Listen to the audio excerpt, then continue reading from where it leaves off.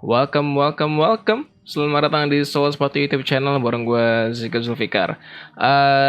Sekarang lanjutin sesi menggambar sepatu kemarin.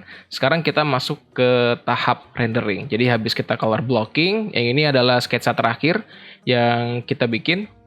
Dan sekarang kita masuk ke rendering. Rendering itu pada dasarnya how to put volume to your sketch gitu. Jadi emang kalau awalnya ini 2D, jadi flat, kita berikan volume ke dalam gambarnya biar kerasa lebih hidup gitu. Nah, sebelum gue ngejelasin gimana atau mendemonstrasikan gimana gue biasanya ngerender sepatu, gue harus menjelaskan ini dulu gitu. Jadi ada basic yang rasanya harus gue sampaikan. Kita bikin grup baru aja. Selalu bikin grup, selalu atur kerjaan kalian dengan rapih biar gampang. Oke. Nah, ini gue hide dulu ya. Jadi basicnya, kalau 2D, ini juga sebagai latihan buat kalian ya, kalau yang pengen memantapkan skill renderingnya, bisa ikutin yang gue lakuin sekarang. Pilih pen, pastikan balik ke default, kita reset aja. Oke, terus digedein. Nah, kita cari warna, misalkan warna oranye, biar asik. Oke.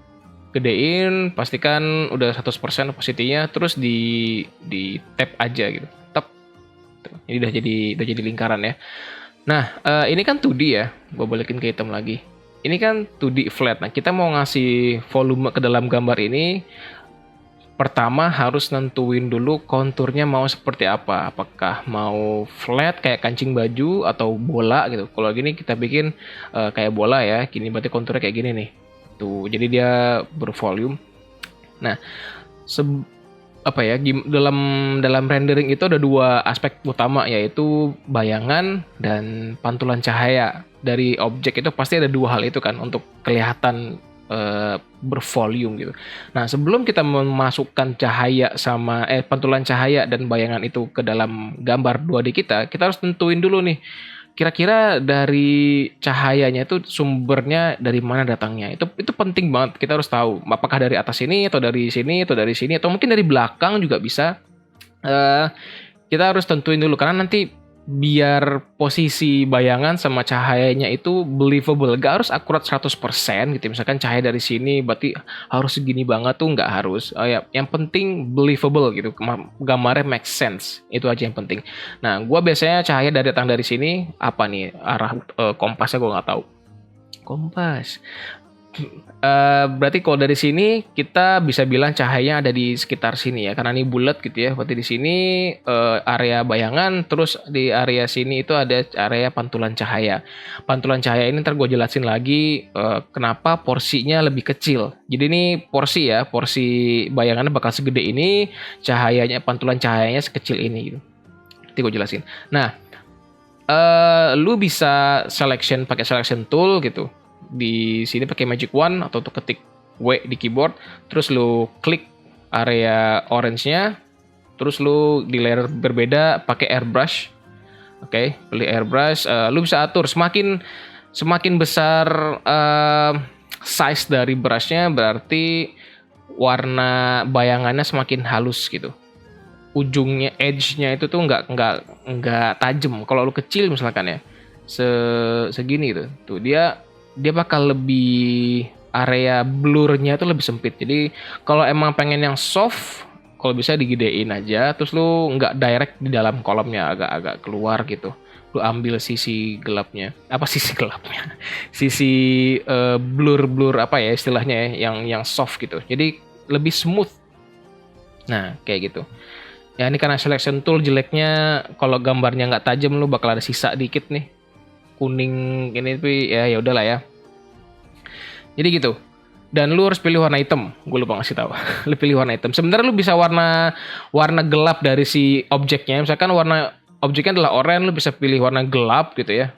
Orange gelap, lu tarik ke bawah terus lu warnain. Tapi nanti ketika dalam satu produk atau si sketsa lu tuh ada banyak warna, lu pakai warna yang sesuai tonalnya, agak ribet. Sebenarnya gue pernah ngelakuin itu dulu, ternyata selain ribet itu juga membuat shadingnya tuh agak aneh tuh, tonalnya agak amburadul. Jadi gua saranin sih pakai warna hitam aja dan works fine sih. Lu bisa pakai multiply juga kalau mau agak oke, tapi nggak terlalu kelihatan. Anyway, kita main normal aja. Nah, ini untuk bayangan ya. Untuk bayangan jadi itu udah kerasa nih bulat, udah kelihatan nih kayak pentol, tapi ada yang kurang. Namanya objek itu pasti ada pantulan cahaya. Semua objek di bumi ini ada memantulkan cahayanya gitu. Nah, balik ke yang tadi, kita selection aja biar gampang. Oh, kalau lu ada agak risih dengan selection kayak gini, gue sih saranin lu selection dari luar. Ini gue hapus dulu. Lu selection dari luar, top gitu. Jadi abis itu lu invert. Jadi ini kita selection bagian terluar ini ya. Nih kita selection di luar selain lingkarannya. Lu bisa invert, ada di selection, klik selection, terus di ini nih invert. Atau lu control shift cuman ya ngapain lah pakai keyboard, klik aja. Nah terus lu bisa ngewarnain ulang. Oke, jadi lebih asik. Oke, kita balik lagi ya. Kita seleksi objeknya, terus kita bikin bayangannya ganti ke warna hitam, gedein kalau mau lebih soft, terus pelan-pelan arsirnya. Nah, ini lu latihan apa ya? Semakin kenceng pressure kan semakin gelap. Jadi lu alus gitu. Terus kalau emang ada yang kurang gelap, tinggal tambahin timpa-timpa aja. Jadi kalau bisa jangan mainin pressure-nya, tapi mainin arsiran apa ya istilahnya, lu nimpa aja gitu dengan pressure yang sama di pen tabletnya gitu. Kalau kurang agak ketambahin dikit lagi sampai lu ngerasa puas. Oke, ini cukup misalkan ini udah kayak bola tapi ada yang kurang, jadi gue bilang tadi ya pantulan cahayanya nggak ada. Lu bisa lakukan hal yang sama tapi dengan warna putih. Lu ganti airbrush lagi, lu ganti warna putih. Cuman di sini sesuai yang gue bilang di awal, kalau porsinya itu tidak sebanyak dari bayangan. Kalau bayangan itu sebesar ini ya, hampir sepertiganya, bayangan cahaya lu dikit aja pantulannya gitu. Misalkan lu apa ya, pantulan itu agak tricky sih sebenarnya. Kalau lu mau kayak cahaya gini sebenarnya oke aja, tapi kan lebih jadinya tuh ke arah gradasi doang. Ini orang bisa salah persepsi kalau ini tuh sebenarnya gradasi warna yang ada volumenya atau rendernya cuma di bagian gelapnya doang. Itu gue sering terjadi waktu awal-awal belajar sketsa. Jadi untuk memantapkan kalau ini adalah pantulan cahaya, lu setelah arsir base-nya si bayangan ini tipis aja, terus lu kecilin brush size kecilin, terus lu arsir lagi sesuai konturnya kayak gini. Nah dikit aja, gitu. Nah, kalau agak ke tengah kurang sih, maksudnya lu bisa agak pinggir dikit. Nah, lu tinggal mainin si kecil besarnya si brush size gitu. Nah, jadi deh. Jadi ini udah kelihatan kayak bola, kayak pentol gitu. Jadi ini basicnya. Kalau konturnya seperti bola gitu ya. Gini misalkan. Bola basket. Kayak gitu. Nah, ini sih basic banget ya. Tapi gimana kalau kita bawa ke another level? Jadi kita bikin lagi, misalkan dengan warna yang sama. Kita bikin layer baru aja deh. Terus di invert. Agak repot ya, tapi ya biar gampang lah gua. Nah, misalkan kita pengen konturnya sedikit berbeda nih. Konturnya pengen kayak kancing baju. Jadi di tengah-tengah itu ada, pakai ini aja deh, bulat biar gampang. Holy shit, salah. Ya intinya lu tengahnya tuh ada bulat, terus jadi konturnya tuh kayak gini. Jadi luarnya ini bulat kayak pizza, tepinya, terus dalamnya cekung, terus nongol lagi gitu. Bahkan misalnya kayak gitu. Nah kayak gini kita sekalian latihan ya, sekalian matengin skill rendering kita. Yang pertama lu harus biasa bikin kayak bola tadi. Lu nggak perlu bikin gimana, pilih selection tool, terus biasa harus brush kita usapkan brushnya kira-kira seberapa, segini aja. Dan setelah itu kita mainin agar dapat apa ya? Agar dapat si tekstur, bukan tekstur, konturnya itu kita hapus aja nih. Ini hardness-nya gue gedein dikit kali ya. Oke. Nah, lu tinggal hapus di bagian tengah, misalkan segini. Tes. Jelek. Oh, opacity-nya kecil nih. Wah, pantesan.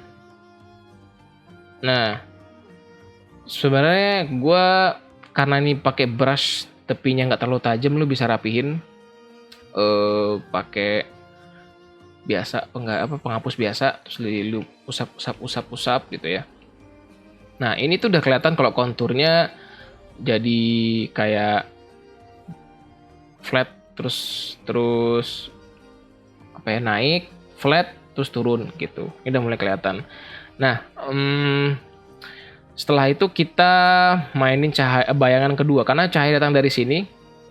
Gua hapus dulu. Datang dari sini berarti cahayanya, bayangannya ada satu di bagian belakang, satu lagi di bagian tengah tuh. Karena kehalang sama cahaya kan. Kita mau konturnya masuk ke dalam. Oke, setelah itu kita bikin lagi si bayangannya, bikin di layar yang berbeda. Terus mainin bayangan di sini agak ke tengah. Nah, setelah itu lu hapus deh. Ini nggak rapi dikit, nggak apa-apa bulatnya. Lu bisa pakai selection tool juga biar bulatnya lebih rapi, tapi ini biar cepet aja gua langsung freestyle aja. Nah, dirapihin kira-kira ya kelihatan bulat lah. Ini masih kayak pentol, kayak penyok-penyok gini bulatnya, tapi ya that's okay. Oke, nah ya kayak gini. Jadi kelihatan tuh konturnya jadi seperti ini. Jadi yang seperti kita bilang di awal tadi, kalau ada keluar, masuk, keluar lagi gitu. Nah, jangan lupa bayangannya ya. Pantulan cahayanya. Jadi lu bisa pilih lagi ke warna putih, pakai brush yang agak kecil. Nah, pertama lu mainin di bagian sini. Putihnya kalau terlalu banyak itu jadinya kayak gitu tuh, kayak gradasi warna, jadi agak aneh. Jadi kalau bisa tipis-tipis nih, kalau agak tebel lu hapus dulu nggak apa-apa, terus lu tipisin. Kalau ngerasa ketebelan atau kebanyakan putihnya, tipisin pakai soft eraser ini, terus diusap-usap dikit. Nah, oke, sama juga kita buat di ujungnya gitu. Agak ketebelan, agak kebanyakan maksudnya, terus dikecilin.